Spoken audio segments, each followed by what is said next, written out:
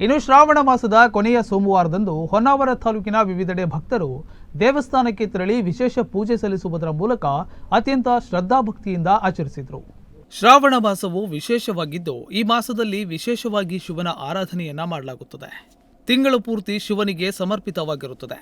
ಶ್ರಾವಣ ಮಾಸದಲ್ಲಿ ಬರುವ ಪ್ರತಿಯೊಂದು ದಿನವೂ ವಿಶೇಷವಾಗಿದ್ದರೂ ಕೂಡ ಶ್ರಾವಣ ಸೋಮವಾರಕ್ಕೆ ಹೆಚ್ಚಿನ ಮಹತ್ವವಿದೆ.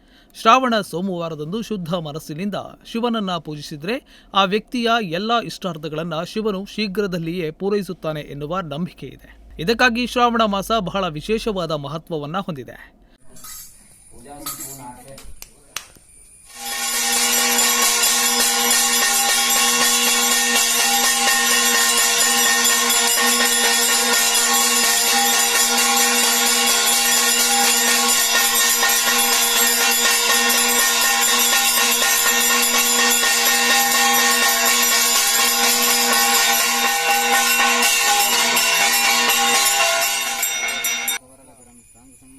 ಈ ಸಮಯದಲ್ಲಿ ಹೆಚ್ಚೆಚ್ಚು ಒಳ್ಳೆಯ ಕಾರ್ಯಗಳನ್ನು ಮಾಡಿದರೆ ನಮ್ಮನ್ನು ಯಾವಾಗಲೂ ರಕ್ಷಣೆ ಮಾಡುತ್ತದೆ ಎನ್ನುವ ನಂಬಿಕೆಯ ಜೊತೆಗೆ ಜೀವನದಲ್ಲಿನ ಕಷ್ಟಗಳಿಗೆ ಸಹ ಪರಿಹಾರ ಸಿಗುತ್ತದೆ ಎನ್ನುವ ನಂಬಿಕೆ ಭಕ್ತಗಣದಲ್ಲಿದೆ.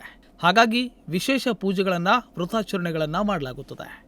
ಇನ್ನು ತಾಲೂಕಿನ ಶ್ರೀ ಕ್ಷೇತ್ರ ಬೆಳ್ಳಿಮಕ್ಕಿಯ ಶ್ರೀ ಪಂಚಮುಖಿ ಮುಖ್ಯಪ್ರಾಣ ದೇವಸ್ಥಾನದಲ್ಲಿ ಕ್ರೋಧಿ ಸಂವತ್ಸರದ ಶ್ರಾವಣ ಮಾಸದ ಕೊನೆಯ ದಿನದ ವಿಶೇಷ ಸರ್ವ ಸೇವೆ ಸರ್ವಾಭರಣ ಅಲಂಕಾರ ಸಹಿತ ಪುಷ್ಪಾಲಂಕಾರ ಪೂಜೆಯೊಂದಿಗೆ ನೆರವೇರಿತು. ಕರ್ವಾ ಗ್ರಾಮದ ಶ್ರೀ ನಾಗೇಶ್ವರ ದೇವಾಲಯದಲ್ಲಿಯೂ ವಿಶೇಷ ಪೂಜೆಯನ್ನು ಸಲ್ಲಿಸುವುದರ ಮೂಲಕ ಸಂಪನ್ನವಾಯಿತು.